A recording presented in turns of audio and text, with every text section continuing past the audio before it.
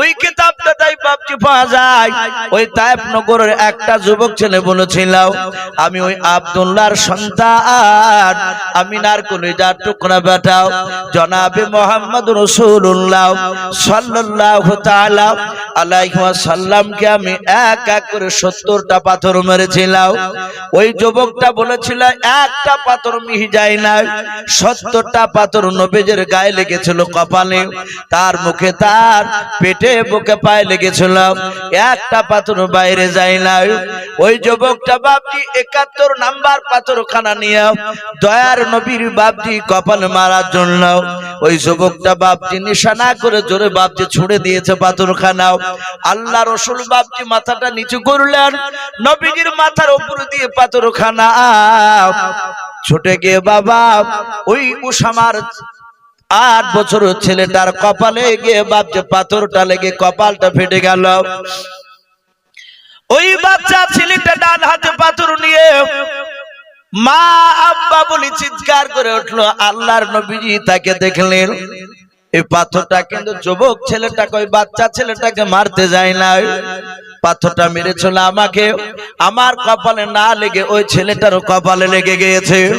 আল্লাহ রাসূল বাপজি হামাগুড়ি দিয়ে ওই সমস্ত ছেলেদেরকে বলে, বাবা তোমরা আমাকে মারো, ওই বাচ্চা ছেলেটাকে তোমরা মেরো নাও, ওই ছেলেটা তো কোনো অন্যায় করে নাই, ওই ছেলেটাকে কেন তোমরা মারনে বলাও। আল্লাহ রাসূলের বাপজি মাথার পাগড়িখানাকে বাপজি ছিঁড়লেন, ছেড়ার পর ওই বাচ্চা ছেলেটার কপালে রক্তটা মুছে দিয়ে নবীর পবিত্র হাত দিয়ে বাপজি কপালে পাগড়ি বেঁধে দিলেন। ওই বাচ্চা ছেলেটা নবীর আখলাক চরিত্র দেখে বাবা উসামার 2 ছেলে বাপজি দাঁড়াতে পারলো না, পাথর হাতে করে নিয়ে আল্লাহর নবীজিকে আর মারতে পারলো না। আল্লাহ রাসূলের বাপজি কাছ থেকে বাচ্চা ছেলে দুটো দৌড়ে চলে গেল তার আব্বার দরবারে। 2 ভাই চিৎকার করে বলে, আব্বা ওগো আব্বা, আব্বা করে ডাক দেয়। উসামা দৌড়ে এসে বলেছিল, বেটারে তোমাকে কে পাগল মেনে কে মেরেছে তোমাকে বলাও। বাচ্চা ছেলেটা বলেছিল, আব্বা তুমি ওকে পাগল বলবা না, উনি পাগল তো নয়, আমি দেখে লাও। বলে, বাবা সবাই পাগল বলছো, তুমি কেন পাগল বলো নাই? ডাক দিয়ে বলে, আব্বা ওই মানুষটার ভিতরে যে আমি আখলাক চরিত্র দেখলাম, একটা যুবক ছেলে ওই নবীকে মারতে গিয়ে নবীজিকে লাগে নাই, নবী মাথাটা নিচু করেছিল আর ওই পাথরটা আমার কপালে লেগে গিয়েছিল। ওই মুহাম্মদ সাল্লাল্লাহু আখিরি জামানার পয়গম্বর উনি দৌড়ে এসে আমার কপালে রক্ত মুছে দিয়ে তার পাগড়ি ছিঁড়ে আমার কপালে বেঁধে দিল। ওগো আব্বা জান, ওনাকে আপনি চিনতে পারেন নাই, আমরা 2 ভাই চিনতে পেরেছি, তিনি রাহমাতুল লিল আলামিন পয়গম্বর, বলুন সুবহানাল্লাহ। ও আব্বা আদি করা যাবে না, মাকে ডেকে নেন। আমরা আব্বা মা এবং 2 ভাই মিলে ওই নবীজির হাতে হাত দিয়ে কলমা পড়ে মুসলমান হব, বলুন সুবহানাল্লাহ।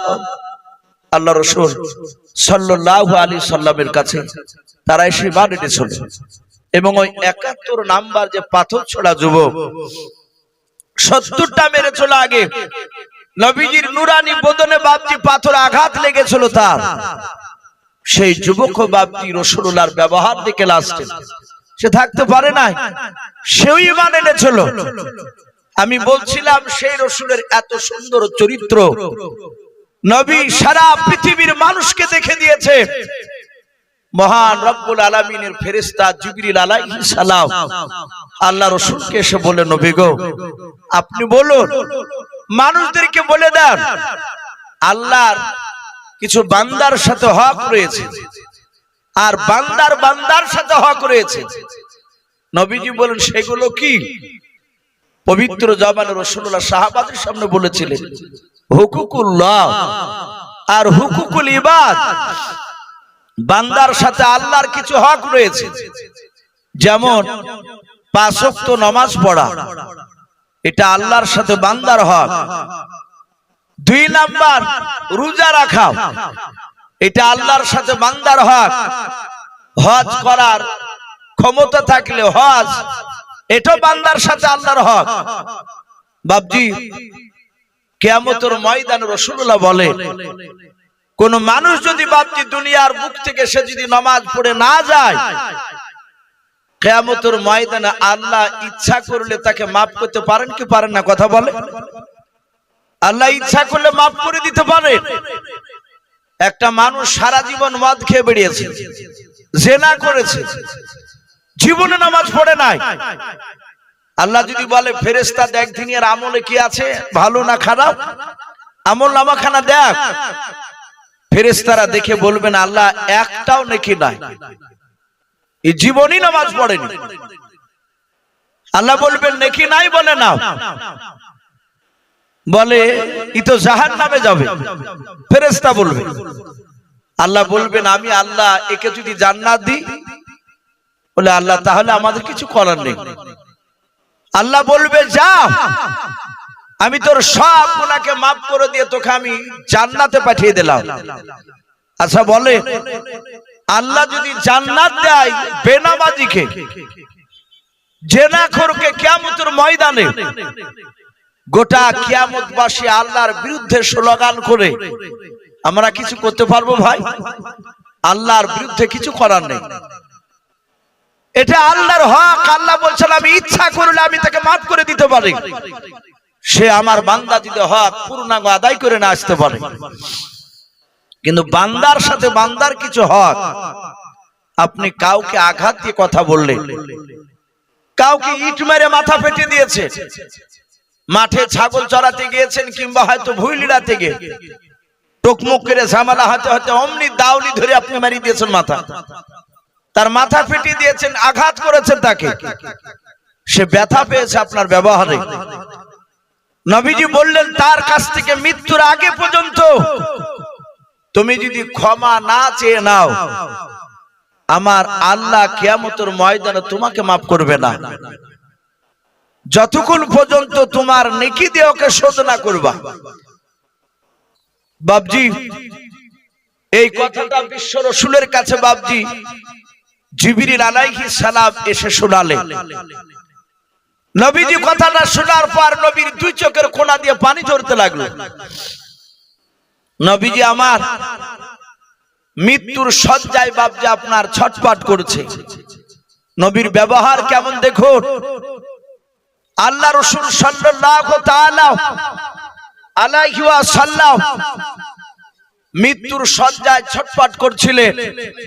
কিতাবে লিখেছে নবীজি মাথা যন্ত্রণায় কাতর হয়ে মওতের আগে নবী 13 দিন ধরে বিছানাগত হয়েছিলেন। কদিন বললাম বাপ? 13 দিন নবীজির মাথা যন্ত্রণা হয়েছিল। এমনকি হাদিসে এটাও পাওয়া যায় নবী 17 ওয়াক্তের ফরজ নামাজের রাসূলুল্লাহ জিন্দা অবস্থায় তিনি ইমামতি করতে পারেনি, নবী নামাজে দাঁড়াতে পারেনি। আমাদের অনেক মানুষ দেখেন 5 ওয়াক্ত নামাজ জামাত ছাড়া পড়ে না, যখন একেবারে বিছানায় পড়ে যায় তখন দেখা যায় সে আর মসজিদে হেঁটে যেতে পারে না। বিশ্ব নবীজি নবীর ঘর আর মসজিদে নববী পাশাপাশি, এই যে একটা কাপড় টাঙানো আছে, ওইদিকে মা বোনেরা বসেছে, এদিকে আপনারা বসেছে। রাসূলুল্লাহর মসজিদে নববীর ঘর আর নবীর ঘর বাপজি এইরকম মাঝখানে পাঁচিল ছিল, বেড়া ঘর ছিল। নবীজি দরজা খুলে অমনি মসজিদে নববীতে পা রাখতে সাহাবায়ে কেরামরা হযরতে বিলালের আযান শুনে বাপজি তারা মসজিদে কাতার বেঁধে বসে থাকতেন। রাসূলুল্লাহ আসবে, ঠিক নামাজের টাইম হতো, আল্লাহ রাসূল হুজরাখানা থেকে ঘর থেকে দরজা খুলে বেরিয়ে সোজা ইমামের জায়গায় গিয়ে নামাজ পড়াতে লাগতেন। আমার বিশ্ব নবীজি সেই দিন আসরের নামাজের টাইম হয়েছে, আজান দিয়েছেন বিলাল, সবাই জামাতে নামাজ পড়ার জন্য বাপজি কাতার বেঁধে দাঁড়িয়ে আছে। এই যে মসজিদ হচ্ছে আপনাদের, এ তো ঢালাই হয়নি, ঢালাই হয়েছে মসজিদ আমি দেখলাম, ঢালাই হয়নি। মসজিদ বাপজি এক ছিল না, অত দায়িত্ব আপনাদের এখানকার মানুষের ছিল না, কিন্তু মসজিদ করে ফেললে বাপজি প্রতিটা মানুষের দায়িত্ব হয়ে যাবে মসজিদের উপরে। এই মসজিদকে যদি আপনি নামাজ পড়তে না যান, এই মসজিদ কিয়ামতের ময়দানে মানুষের মতো জবান খুলে কথা বলবে। হে আল্লাহ, এরা আমাকে বানিয়েছিল, এরা আমার ঘরে নামাজ পড়তে আসে নাই, তোমাকে ডাকে নাই। এই মসজিদ মানুষের মতো কথা বলবে কিয়ামতের ময়দানে। হযরতে বেলাল সব সাহাবারা কাতার বেঁধে বসে, ঠিক নামাজের টাইম হবে, রাসূলুল্লাহ আসবে। সাহাবারা বলেন আমরা দেখে নাও, আসরের জামাতের যে একটা টাইম নির্ধারিত ছিল, ওই টাইমটা বাবজি পার হয়ে গেল। সাহাবারা এইভাবে পেছন দিকে ঘুরে ঘুরে বাবজি নবীজি ঘরের দরজা দিয়ে বেরোয়, ওই দিকে বারবার তাকায়, নবীজি খুলে নাই। সাহাবা আবু বকর সিদ্দিক রাদিয়াল্লাহু তাআলা আনহু, নবীজির মুরব্বি সাহাবা, উনি ওমরকে ডাক দিয়ে বলে, ওমর রে ভাই, নবী তো এত দেরি করে না, নবী কেন বাড়ি থেকে বেরোয় নাও? সাহাবারা সবাই আলোচনা করে নবীজির কাছে চলো, দেখে নবীজিকে ডাক দিয়ে। হযরতে আবু বকর নবীর ঘরের দরজার সামনে এসে সালাম দিলেন, আসসালামু আলাইকা ইয়া রাসূলুল্লাহ ইয়া হাবিবাল্লাহ। আল্লাহর নবীজি বাবজি সালামের উত্তর দিলেন। নবীজির অর্ধাঙ্গিনী বিবি হযরত মা আয়েশা সিদ্দিকা রাদিয়াল্লাহু তাআলা আনহা নবীজিকে বাবজি পাদা মেরে বাবজি ধরেছিলেন। নবী বলেন, আয়েশা ঘরের দরজাটা খুলে দিও, আয়েশা তুমি একটু পর্দার আড়ালে চলে যাও। হযরত আয়েশা দরজা খুলে দিয়ে বাবজি আড়ালে চলে গেলেন। আল্লাহর নবী বলেন, সাহাবারা এবার দরজা খুলে ধাক্কা দিয়ে তোমরা প্রবেশ করো, কারণ আমার কলিজার অর্ধাঙ্গিনী বিবি আয়েশা, অন্যান্য বিবিগণেরা আমার ঘরে নাই, তারা আড়ালে চলে গিয়েছে, আমার কাছে নাই, পর্দায় চলে গিয়েছে। আল্লাহ রাসূলের সাহাবা আবু বকর, ওমর ফারুক, হযরত ওসমান গনি, হযরত আলী রাদিয়াল্লাহু তাআলা আনহুম আজমান গনেরাও সবাই মিলে নবীজির কাছে গোল করে ঘেরাও করে বসে পড়লাম। আবু বকর বলে, নবী গো, আসরের নামাজের টাইম তো পার হয়ে গেল, নামাজের জামাতের টাইম। ওগো আল্লাহর নবীজি, আপনি কেন বেরোন নাই? আপনার অপেক্ষায় আছে নবীজি, আপনি কেন যান নাই বলার? আল্লাহর রাসূলের দুই চোখের কোনা দিয়ে বাবজি ঝরঝর করে পানি ঝরে। আল্লাহর নবীজির আবু বকর তিনি কাঁদতে লাগলেন। আবু বকর কাঁদেন। ওমর বলেন, আবু বকর রে ভাই, তুমি কেন এইভাবে কান্না করেছো? আবু বকর বলে, ভাই, আল্লাহর নবীজি নামাজ পড়তে বেরোয় নাও, আমার মনে হয় নবীজি আর দাঁড়াতে পারবে না। আল্লাহর নবীর সাহাবা উমর বলেন, ওগো আমার আবু বকর ভাই, তুমি যদি এভাবে কান্না করো, আমার অন্য সাথী ভাইরা নার্ভাস হয়ে যাবে। আল্লাহর নবীর সঙ্গে কথা বলে দেখে নবীজি যাবে কে যাবে না। আল্লাহর নবী বলেন, ও সাহাবারাও, আমি সোজাভাবে দাঁড়াতে পারি নাই, যাও তোমরা জামাত করে নামাজটা আদায় করে নাও। সাহাবারা বাবজি আশ্চর্য হয়ে গেলেন। নবীজি হুকুম করলেন, হযরত উসমান গনি রাদিয়াল্লাহু তাআলা আনহু উনি ডাক দিয়ে বললেন, ওগো আল্লাহর নবী, আপনি বলেন আমাদের আসরের নামাজের কি ইমামতি করবে, ইমামের নামটা বলে দাও। আল্লাহ রাসূল এইভাবে তাকিয়ে দেখেন আমার আবু বকর কাঁদে। আল্লাহ রাসূল ডাক দিয়ে বলেন, ওরে আমার সাহাবারা, আজকে আসর নামাজের ইমামতি করবে আমার আবু বকর। আল্লাহ রাসূলের বাবজি সাহাবা আলী রাদিয়াল্লাহু তাআলা আনহু আল্লাহ রাসূলের হাত দুখানা ধরে বলেন, হুজুর বেয়াদবি হলে maaf করবেন। ওগো নবীজি শুনে নেন, আবু বকরকে আপনি ইমামতি করতে দেবেন না, কারণ আবু বকর একেবারে নরম নাজুক। ও নবীজি, আপনার ছোট কালকার সাথী আবু বকর নামাজ পড়াতে গিয়ে হয়তো বেহুশ হয়ে যাবে। ওগো আল্লাহর নবীজি, আপনি আবু বকরকে বলবেন না, আপনি ওমরকে ইমামতি করতে বলেন। আল্লাহর নবী বলেন, ওরে আলী সাহাবা, ওরে আমার জামাই আলী মুর্তজা, শুনে নাও, আমি পয়গম্বর আসন প্রথমে বের করেছি আবু বকর নামাজের ইমামতি করবে। আজকে আসর নামাজের ইমামতি করবে আবু বকর। সব সাহাবারা বাপজি চলে গেলেন। আবু বকরকে বাপজি ইমামতি করতে দিলেন। আবু বকর নামাজ পড়ালেন, নামাজের অবস্থায় কাঁদেন। আবু বকর বুঝতে পারলেন আর বেঁচে থাকা পর্যন্ত নবীকে ইমাম হিসাবে আর পাবো না, নবী আমাদেরকে ইমাম হয়ে নামাজ পড়াতে আর পারবেন না। আল্লাহর রাসূলের বন্ধু আবু বকর বাপজি জানতে পারলেন, ও বাপজি ভাইরাও, সে আবু বকর এক না দুই নাই, আল্লাহর রাসূল জিন্দা অবস্থায় রে বাবা 17 ওয়াক্তের ফরজ নামাজের ইমামতি করেছিলেন। সেই নবীর বন্ধু আবু বকর সিদ্দিক রাদিয়াল্লাহু তাআলা আনহু, উমর, সব সাহাবারা, প্রায় হাজার হাজার কয়েক হাজার বাপজি সাহাবারাও নবী যার বেঁচে থাকবে না, নবী মৃত্যুর শয্যা ছটফট করতেছে।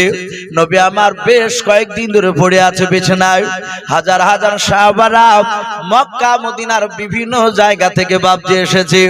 আল্লাহ রাসূলের বাপজি সামনে চারিদিকে বাপজি সাহাবারা, নবী আমার মাঝখানে বসা আছে। আল্লাহ রাসূল সাল্লাল্লাহু তাআলা আলাইহি ওয়াসাল্লাম ডান দিকে বাম দিকে সামনে চারিদিকে বাপজি সাহাবাদের দিকে বাপজি তাকাতে লাগলেন। সাহাবারা নবীর চেহারার দিকে চেয়ে আছেন। সাহাবারা মনে মনে চিন্তা করেছেন, আল্লাহ, আমার নবী যে ইন্তেকাল যদি করে যায়, নবী চলে গেলে আমরা আর দুনিয়াতে বেঁচে থাকতে পারবো না, নবীকে একটি বেলা না দেখলে আমরা থাকতে পারি না। সাহাবারা বাপজি সবাই মিলে বাপজি কান্না করতেছে চুপে চুপে, ঝরঝর করে পানি ঝরে যায়। দরদি নবীজি বাপজি এইভাবে হাত ওখানা বাপজি আকাশের দিকে একটু উঁচু করে ধরলেন। সাহাবারা দেখলেন নবী আমার বসে বসে বাপজি এইভাবে বাপজি হাত ওখানা তুললেন। আল্লাহর নবী বলেন, আবু বকর, আবু বকর, তোমার হাত ওখানে আমাকে ধরতে দাও। হযরতে আবু বকর সিদ্দিক রাদিয়াল্লাহু তাআলা আনহু আল্লাহর নবীজির বাপজি হাত ওখানে জুড়ে ধরলেন। আবু বকর ডাক দিয়ে বলে, ফেদাকা বি আম্মি ইয়া রাসূলুল্লাহ ইয়া হাবিবাল্লাহ, আপনি কেন আমার হাত ওখানে ধরতে চাইলেন? আপনার হাত ওখানে আমি ধরেছি বললেন। আল্লাহর নবী বলেন, ওরে আবু বকর, আমি তোমার পয়গম্বর রাসূল, আর দুনিয়াতে বেশি দিন বেঁচে থাকবো না রে আবু বকর। আমার 63 বছর হতে চলল, আমার হাতের দ্বারাই, জবানের দ্বারাই, পায়ের দ্বারা যদি তোমরা আঘাত পেয়ে থাকো, ওরে আমার সাহাবা আবু বকর, আমার আল্লাহ বলেছেন, ওরে বান্দারা, তোমরা কোন আমার বান্দাকে যদি আঘাত দিয়ে থাকো তাহলে শুনে নাও, মৃত্যুর আগে তোমরা ক্ষমা চেয়ে নিয়ে শোনালে কিয়ামতের ময়দান ভয়ঙ্কর হয়ে যাবে। আমি আল্লাহ কাহার হব, সেই দিন নির্দয়া হব, আমি কারো উপর দয়া করব না। তাই আল্লাহর নবী বলেন, সাহাবা আবু বকর, আমার হাতের দ্বারা, পায়ের দ্বারা, জবানের দ্বারা যদি তুমি আমার আঘাত পেয়ে থাকো আবু বকর, আমি পয়গম্বর রাসূল, আমি তোমার সামনে কথা দিয়ে শুনে নাও, হাজার হাজার সাহাবার সামনে হয় তুমি আমাকে মাফ করে দাও, নতুবা মারের আঘাতের তুমি আজকে প্রতিশোধ বদলা নিয়ে নাও। সারা পৃথিবীর শ্রেষ্ঠ নবী, নবী ক্ষমা চাইছেন আবু বকরের কাছে। হযরতে আবু বকর তিনি কাঁদতে লাগলেন। উনি বলছেন, রাসূল, আপনি অন্যায় করেননি আমাদের কাছে। ওগো নবী, আমি অন্যায় করেছি আপনার কাছে, রাসূল আপনি আমাকে ক্ষমা করে দেন। আপনি তো অন্যায় করেননি, তবু আমি আপনাকে মাফ করলাম। আমার বিশ্ব নবী আবু বকর বলে, আবু বকর, তুমিও তো আমার কাছে অন্যায় করনি। আবু বকর বলছেন, হুজুর, আমি সর্বপ্রথম আপনি রাসূল বন্ধু বলে আমি মেনেছিলাম না। আপনারা শুনেছেন আবু বকর তিনি কাপড়ের ব্যবসা করতেন, মক্কা নগরে তার বাড়ি ছিল। এই আবু বকর মক্কা নগর থেকে বাপজি শাম, সিরিয়ায়, বসরায় কাপড়ের ব্যবসা করতে যেত। কিতাবে লিখেছে সিরিয়ায় নাই, শাম দেশে ব্যবসা করতে গিয়েছে আবু বকর। আর এক ইহুদির পণ্ডিত আলেম, তাওরাত জুবুরের বাপজি শাহ আলেম, তার নাম কিতাবে লিখেছে বাপজি বুহাইরা রহিম। ইহুদির বড় আলেম, সে তাওরাত কিতাব এভাবে বুকে করে নিয়ে বাপজি হাঁটে হাঁটে ঘুরে বেড়াচ্ছে। আমাদের দেখবেন মা বোনেরা এবং বাপজিরা দেখবেন ভাইরা কোরআন যারা পড়ে, ওকে যদি বলা হয় যে ভাই কোরআনটা এখান থেকে ওই জায়গা নিয়ে চলো, তো দেখবেন 50 হাত দূরে যদি নিয়ে যেতে বলা হয়, কোরআন এভাবে ঝুলাতে ঝুলাতে নিয়ে যায় না, কোরআনকে এভাবে দেখবেন বুকে করে ধরে নিয়ে যায়। আর কোরআন বুকে জড়ে ধরে থাকলে বাপজি একটা আলাদা শান্তি শান্তি লাগে। দেখেন কোরআন বুকে নিলে, ইহুদির আলেম বুহাইরা রহিব তাওরাত কিতাব, ওটা তো আল্লাহর আসমানে কিতাব, ওটা সহিফা কিতাব নয়, আসমানি কিতাব, বড় কিতাব। এই তাওরাত কিতাবকে বুকের সঙ্গে জড়ে ধরে ওই সামদেশের বাজারে হাটে ঘুরে বেড়াচ্ছে। হঠাৎ করে ইহুদির আলেমটা আবু বকরকে দেখতে পেয়েছে। এ তো সেই যুবক যার কথা আমি তাওরাতে পড়েছি। ইহুদির আলেমটা আবু বকরের কাছে গিয়ে বলল, ও ভাই তোমার নাম কি? আবু বকর। আবু বকর বলে, হ্যাঁ আমার নাম আবু বকর। ইহুদির আলেমটা ডাক দিয়ে বলেছিল, ভাই রে তোমার আব্বার নাম কি? বলো আবু কুহাফা। বলে, হ্যাঁ আমার আব্বার নাম আবু কুহাফা। ওরে ভাই তুমি আমার নাম আমার আব্বার নাম তুমি জানলা কি করে, তুমি বলাও। ইহুদির আলেমটা বলে, ভাই রে এই তাওরাত কিতাবে তোমার নাম দেখতে পাচ্ছি, ভাই একটু দয়া করে তোমার পেছনকার জামাটা একটু উঠাও। বলে, উঠাবো কেন?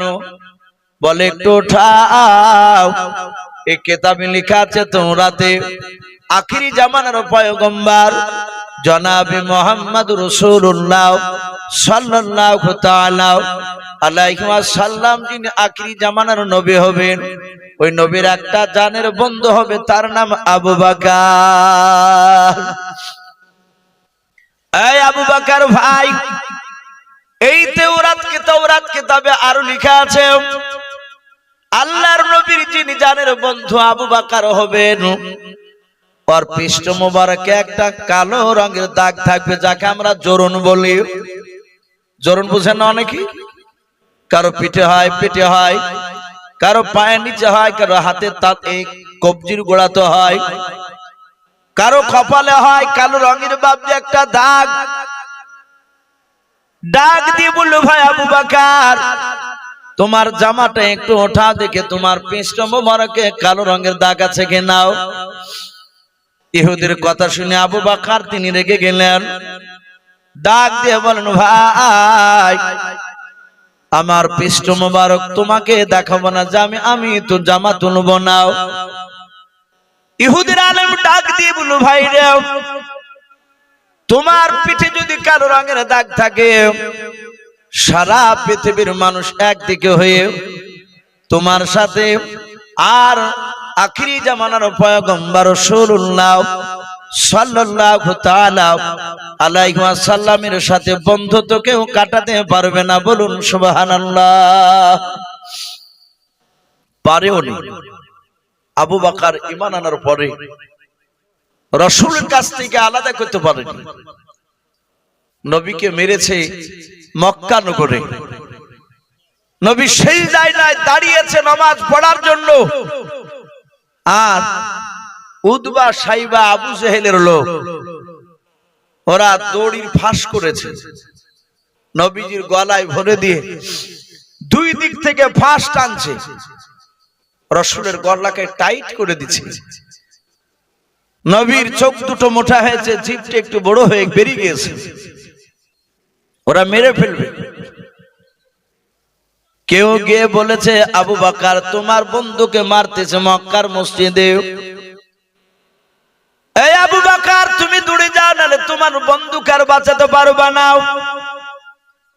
আবু বকর দূরে গিয়ে বাপজি রাসূলুল্লাহকে পাজা মেরে বাপজি জোরে ধরলেন, গলা থেকে বাপজি ডানা হাত দিয়ে বাপজি আপনার গলার দড়িখানা বাপজি ছুটে দিলেন। নবীজিকে বাপজি স্বর্ণ করে তুলে নিয়ে গিয়ে মসজিদের পাশে একজন সাহাবার বাড়িতে বাপজি বললেন ভাই তুমি নবীজিকে একটু দেখাশোনা করাও। নবীর মাথায় পানি ঢালো, আল্লাহর নবীজিকে সুস্থ করে আমি একটু মসজিদ থেকে ঘুরে আসি।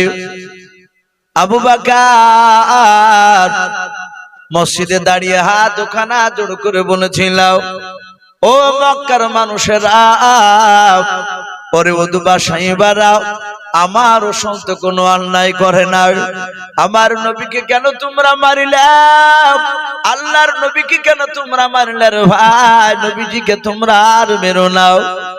উতবা সাইবার বলল, মুহাম্মদের বন্ধু আবু বকর এসেছে, ওকে মারতে থাও।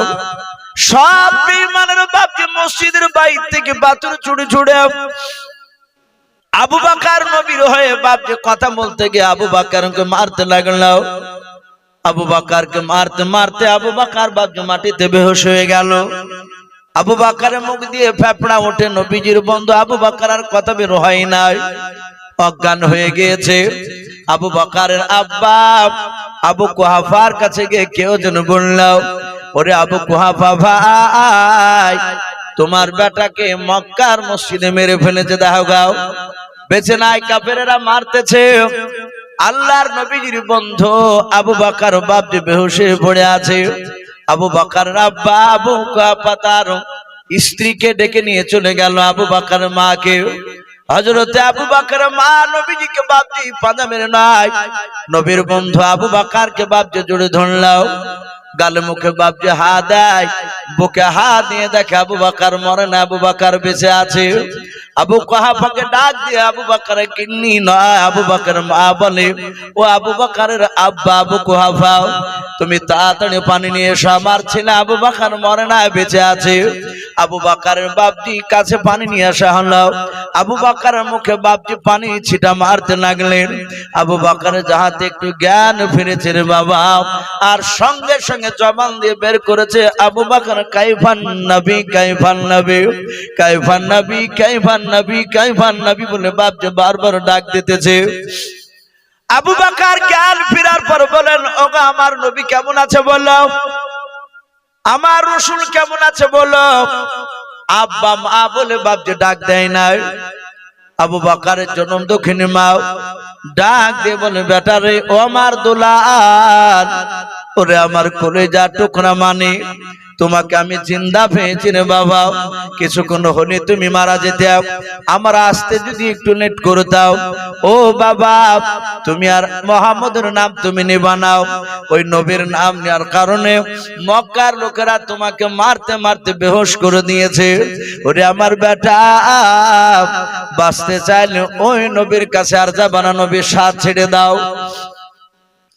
আবু বকর ডাক দিয়ে বলে, মা খবরদার তুমি ওই কথা জবান দিয়ে বের করো না রে মা, কাফেরেরা মেরেছে, যত আঘাত পেয়েছে রে মা, তার চেয়ে বেশি আঘাত পাবে নবীর কাছ থেকে তুমি আমাকে যদি দূরে সরিয়ে নাও। ওগো আমার মা, শুনে নাও, আমার চোখ দুটো দিয়ে যদি তুমি দেখতে আর মা, তাহলে তুমি কখনোই তুমি নবীর কাছ থেকে দূরে সরে যা, এই কথা বলতে নাও। আল্লাহর দরদি নবী জনাবে মুহাম্মদ রাসূলুল্লাহ সাল্লাল্লাহু তাআলা আলাইহি ওয়াসাল্লামের বন্ধু আবু বকর সঙ্গে সঙ্গে ডাক দিয়ে নবীকে বলেন, ও নবীজি, আপনি আমাদের কাছে অন্যায় করে নাই, আমি পয়গম্বরের বন্ধু আবু বকর, আমি আপনাকে সর্বপ্রথম না চিনার কারণে আমি বড় ধরনের বেয়াদবি করে ফেলেছিলাম। ওগো রাসূল, আপনি আমার কাছে ক্ষমা চাইবেন না, আমি আপনাকে ক্ষমা করে দিয়েছি, আপনি আমাকে ক্ষমা করুন, আপনি অন্যায় করেন। নবী বলেন, আবু বকর তুমি বসে যাও। হযরতে আবু বকর সিদ্দিক রাদিয়াল্লাহু তাআলা আনহু, আবু বকর তিনি বসে পড়লেন। বিশ্ব নবী বলেন, হাত উঁচু করে ওমর। ওমর বিশ্ব নবীর বাম পাশে বাপজি বসা ছিল। ওমর নবীর হাত ওখানা বাপজি জুড়ে ধরলাও, ডাক দিয়ে বলেছিল, ও নবীজি, আপনি কেন আমাকে হাত ধরে ডাকলেন বলেন? আমি আপনার হাত ওখানা ধরে আছি। আল্লাহর নবী বলেন, আবু বকর নয় ওমর, আমি হাতের দ্বারাই, জবানের দ্বারা, পায়ের দ্বারাই যদি তোমাকে আঘাত দিয়ে থাকে, ওরে আমার ওমর, তুমি দয়া মেহেরবান করে আমাকে তুমি ক্ষমা করে দাও যদি আঘাত দিয়ে থাকে। আর নতুবা তুমি হাজার হাজার সাহাবার সামনে বদলা নিয়ে নাও, প্রতিশোধ নিয়ে নাও। ওমর নবীজির হাত দুখানা বাপজি ছেড়ে দিয়াও। ওমর নবীজির পা দুখানা জোরে জোরে কাঁদেন আর বলেন, হুজুর আমি আপনাকে না চিনার কারণে নবী গো, আমি আপনাকে তলোয়ার নিয়ে আপনার মাথা কাটতে গিয়েছিলাম, এটা চরম বেয়াদবি করে ফেলেছিলাম হুজুর, আপনি আমার কাছে অন্যায় করেন নাই নবী, আমি আপনার বন্ধু ওমর হাজার অন্যায় করে ফেলেছি নবী গো, দয়া মেহেরবান করে আপনার পা দুখানা জোরে ধরি হুজুর, আপনি আমাকে ক্ষমা করে দেন। ওমরও ক্ষমা চাইছে। বাপজি আর একটু বসি, রাত্রি 11:20 পার হতে চললো। প্রায় জায়গাতে এখন দেখা যাচ্ছে রাত্রি 11টার পর মানুষ আর থাকছে না। তাই ভাই আমি বলবো বাপজি ভাইদেরকে, রাত্রি অনেক হয়েছে, আপনারা আর কিছুক্ষণ বসুন, ইনশাআল্লাহ আমার পরে আরেকজন বক্তা রয়েছে, আমিও জালসার কমিটি ভাইদেরকে বলবো আমার পরের বক্তাকে একটু ডেকে নিয়ে আসা হোক, এসে বসলে মানুষরা দেখবে যে না আরেকজন বক্তা আছেন, তার কিছু শুনে ইনশাআল্লাহ দোয়া নিয়ে বাড়ি যাব। বাপজি আমরা আখিরি দোয়া নিয়ে বাড়ি যাব ইনশাআল্লাহ। তো নবীজির সাহাবা আবু বকর উমর রাসূলের পা দুখানা ধরে উমর বলছেন, হুজুর আপনি আমাদের কাছে ক্ষমা চাইবেন। ওগো নবী আপনি অন্যায় করেননি, অন্যায় আমরা করেছি। ওমর বলছেন আমি তলোয়ার নিয়ে কাটতে গিয়েছিলাম আপনাকে। ওগো রাসূল আপনি আমাদেরকে maaf করে দেন। আল্লাহর নবী যে ডাক দিয়ে বলেন, ওমর রে আমি ক্ষমা করে দিয়েছি তোমাকেও। ওমর তুমি বসে যাও। ওমর নবীর বাম পাশে বাপজি বসে পড়ল। আল্লাহ রাসূল হাত দুখানা জোড় করে বলেন, ওসমান গনি সাহাবা তুমি কোথায় আছো, দাঁড়িয়ে যাও। ওসমান গনি রাদিয়াল্লাহু তাআলা আনহু তিনি দাঁড়িয়ে গেলেন। আবু বকরের মতো বাপজি ওসমান গনির কাছে বাপজি ক্ষমা চাইলেন। নবী বলেন আলী দাঁড়িয়ে যাও। আলীর কাছে বাপজি ক্ষমা চেয়ে নিলেন। সব সাহাবারা